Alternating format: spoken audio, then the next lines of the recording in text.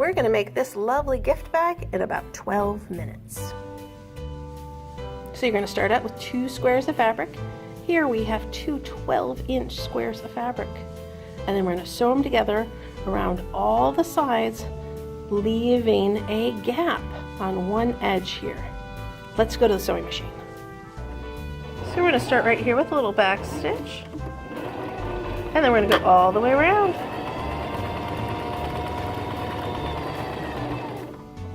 Once you get to the corners, you can put your needle down and pivot to turn to the next one. If you didn't go far enough, just take another stitch.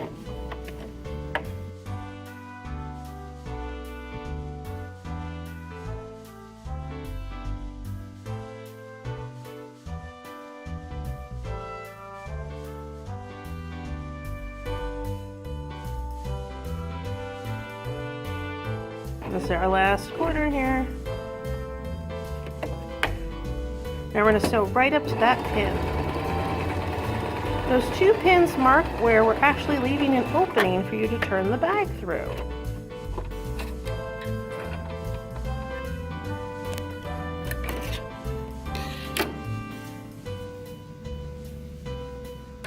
And now we're going to clip the corners diagonally to reduce the extra bulk in the corners. When we flip it outside, it'll get a nice point.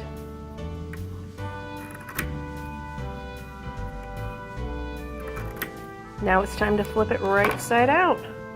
Stick your hand right in through that hole we made, flip the whole thing. This technique is also called birthing.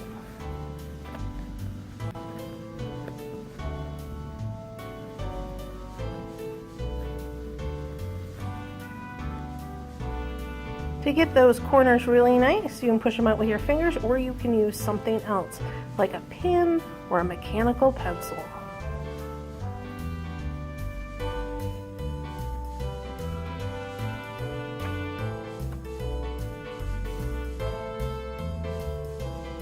Some people actually like leaving the corners rounded. They just like the look of it. It all is personal preference and what you want it to look like.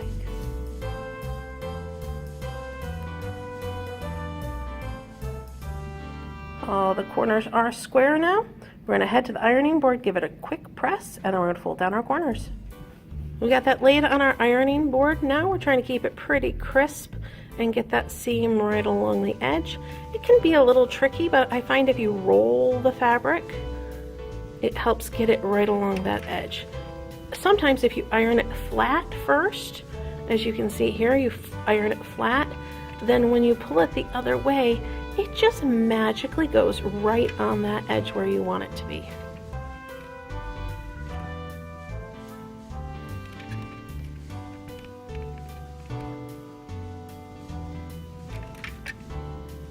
Now that's actually the side that has the opening on it, so you just kind of make sure it's all laid nicely and iron right over it. Because the hole's in the middle of a side, you're going to actually close it in a step later on, so you don't have to worry about top stitching it now or closing it any other way. You can always use plain old needle and thread to close it though, if you'd prefer. If you didn't want to make a bag, you've made a pillow right now. You just put stuffing in through that hole and you have a pillow. But we want a bag today. So we're going to fold our corners down. You can fold them roughly about the same amount. The deeper they are, the shallower your bag will be. And if they are super tiny folds, your bag will be deeper. Along each of those corners, we're going to be sewing a channel, but we'll get to that in a minute. So we got them all folded. We're going to give them a quick press. If you like using pins, you certainly can pin it, but things go quicker if you don't use pins. Now we're going to be sewing those casings along the edge. Your casing has to be wide enough to be able to thread your cord through. So think of how big a safety pin is. That's at least how big these channels have to be.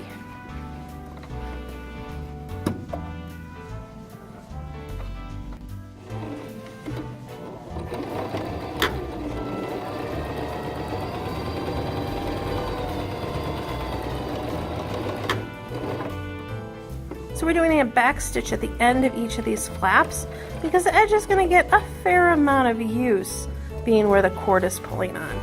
You can see here that we're actually chaining the sides together, which means we're not cutting our thread. Even though it seems like there's a lot of thread that just got pulled up and wasted, actually waste more by cutting it and then having to pull some out and back in. It also makes your sewing go faster. After all, if you're making your holiday homemade, you've got a lot to do. We got our last corner here, a little back stitch, go across, and back stitch on the other side. So now all of our corners, all of the casings have been sewn. Next up, we're going to be doing the sides. And as always, it's nice to keep your work clean as you go. Trim all of those long threads so it doesn't feel like you're trying to sew with an octopus.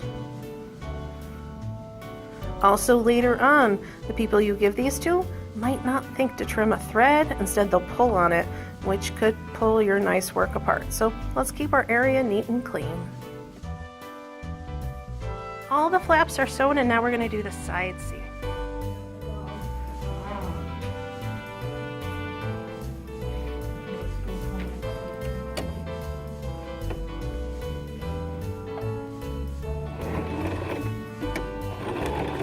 We're doing a little back stitch at the end of that side seam. You're not going to quite go to the end till you make sure you don't close those casings. Then you do that on the other side.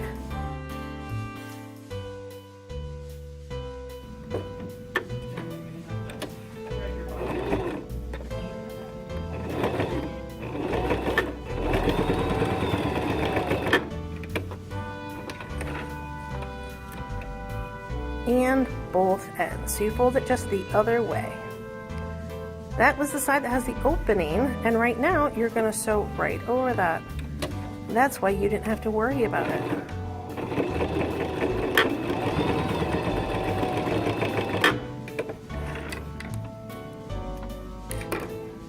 And our last corner.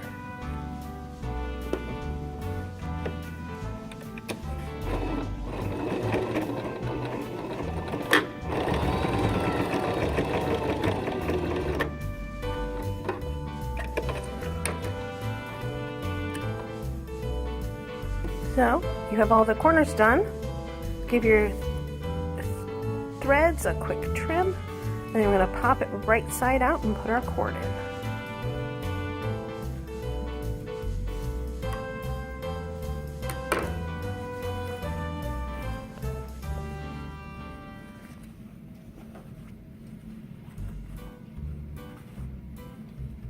There we go. Last thing is the cord.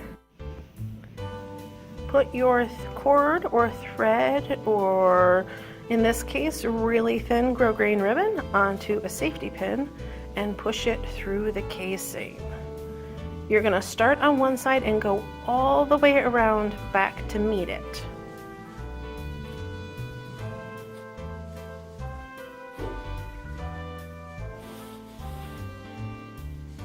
Be careful when you pull it up the slack not to pull it out of the first one you put it through.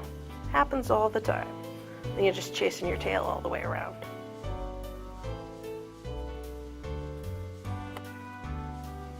Okay, so you've got the cord all the way around from one edge to the other, and then you tie the two ends together.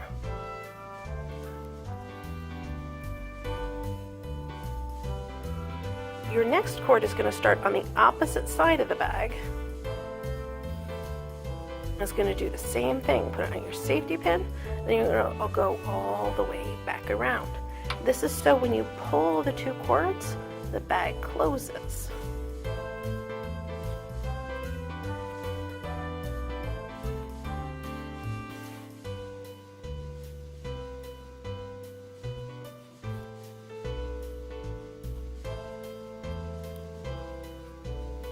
Okay, you're all the way around. You have one on each side.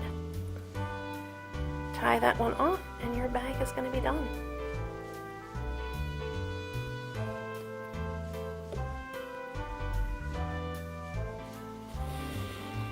There you go.